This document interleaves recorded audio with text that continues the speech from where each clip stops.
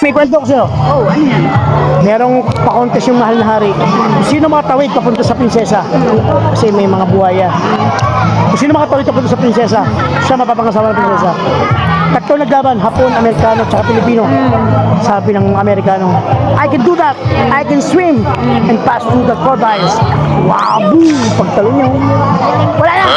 Puta, paano lang lumutang? Nakapagtag yung mga crocodile. Tapos Hapon naman, sabi ng Hapon, Uy, siya, hindi mo saan niya! Ayun niya! Limutan yung ano, kilikili na lang. Pinakita ng buhaya. Tapos Pilipino.